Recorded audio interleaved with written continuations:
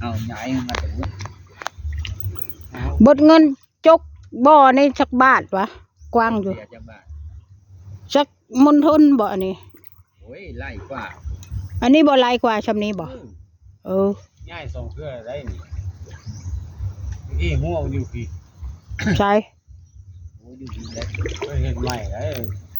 คิดสูตรมันมีเงินเฮ็ดอยู่เด้อจ้ะแล้วคุณเอาบอกเอาตำราปูหญ้าจนละปูหญ้านี่ปูนี่มันมาฮอดนี้เร็วเอาดูเสียวต้องเบิ่งตัวน้อยเสือนี่ตัวใหญ่อยู่นี่ปีเนาะเฮ็ดดินเฮ็ดหัวอยู่ด้วยเบิ่งนี่เย็นโอ้ยเนาะคิดว่าสิทันมันดีก็แค่ยืนมันก็บ่รีมันบ่ทันมันไหลมีได้ทันมันเด้อปะไนสร้างโตพี่มาคว้างพี่เนาะมันก็ออกกลางบึ้งเลยความรู้แห่งเต็กจืดโอ้ยวงว้าวอยู่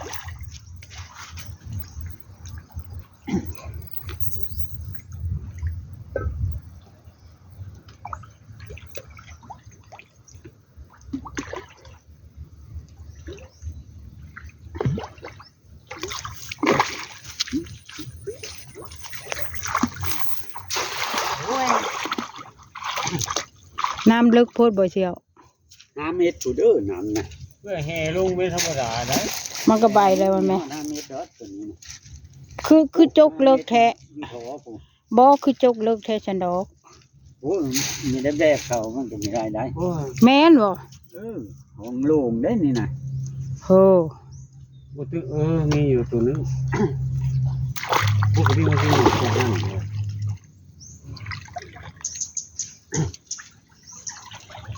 โอ้ยันเลยแล้วมันอยู่ตัวต่ำอยู่เพิ่นต่ำอยู่อันนี้ว่าได้ที่ปานในท้องอันนี้ท้องจะปล่อยอันนี้ท้องแล้วได้ปล่อยแล้วไว้ดีจัง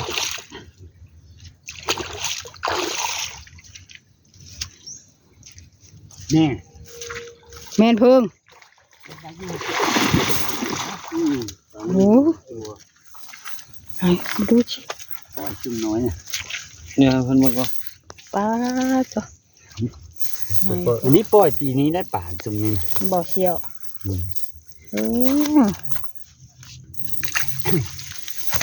ปรากฏที่แล้วในบ้านกินบ่ปลาอีไทยปลาขาวบ่เนาะปลาอีไทยปลาเขาไทยกินหมดนั่นละก็เอามือให้ฮะปลาซิวยังกินแม่ความปลาชิวชื่อน้ำยาคือมึงอันนี้เราหมกปลาซิวมันปลาแซ่บไหนเพิ่นปล่อยนะโลนึงละมานะโลแล้วแม่อุเทนขึ้นไปพูนเอายังว่าใส่นะเอาไปพูปลานะนายอยู่บึ้งเลยปลาเขาไทยมีอุเทนกับยันตะขี้ตุ่มหลายเลยปลาเขาไทยเฮานะเอาปล่อยไว้แต่พูจักละมังฮะเลยซื้อแห่แล้วได้โลดได้เสียวได้กินจะโตอยู่เนาะเดี๋ยวนั่นบุญวัฒนาเขาได้กินบริษัทมันเอาเมื่อนี่เอาเมื่อตัวนึงเอาเมื่อตัวนึงแล้วก็เอาคว้างขึ้นมาเผาถ้ามันได้เดี๋ยวเอาผู้แพะป่าเชี่ยวเจิดเอาน้ำเชื่อเก่งแท้โอ้ยตัวเดียวไปเลยมันอ้วนป่านนั้น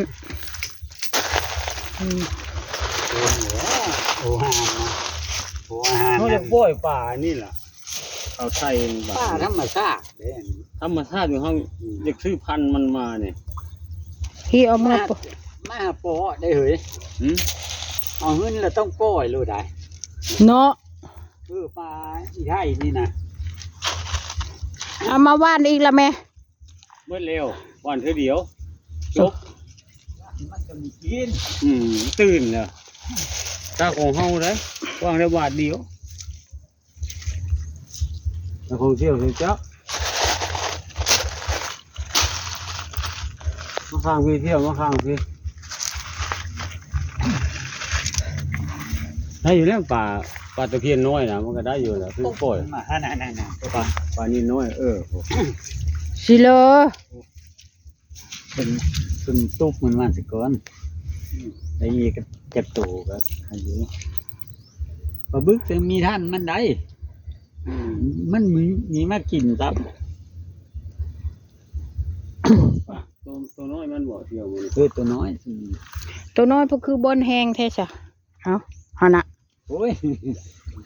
ตัวน้อยน่ะ แม่นบ่ ปลาทับทิมก็มีอยู่นี่นะ เออ ตัวน้อย เอาลงปล่อยกี่พัน โอ้ยเฮาซื้อมาปล่อยเลยได้เฮาไม่ได้ กิสะเฮา น้ำมันท่วมขึ้นมาอยู่บ่มันบ่บืนเอามาบ่เฮ้ย บ่บืนปลา ป่ามื้อนี้บ่บื้น บ่คือปลาคอปลาดุกเนาะ โอ้ยปลาดุกซื้อ บืนว่าแม่ บืน ปลาเจใหญ่มาใส่กันไป โอ้ย เอาปล่อยหมดเลย บ่ ไปสู้ปลาบึกกับมัน ของอุเทนไปต้องน้ำเฮ้ย โอเคยังปลา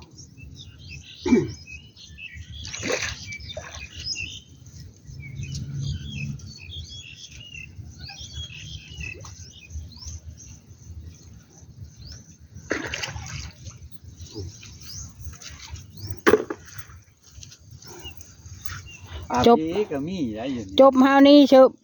เพื่อแม่นไผเชอะบ่ปะแล้วเสี่ยว จบปานนี้ วันนี้เขายังปะ มีปะได้ ไปกะข้ามเว้าข้ามเดียว เจ้าอย่าไปอคติปานนั้นเฮ้ยเนาะคนเฮาไหม ข้ามเว้าข้ามเดียวกับผิดเม็ดข้ามดีบ่มีดอกข้ามเว้าข้ามเดียวผิดหูกะ อย่าเอาลงน้ำด้วยเที่ยว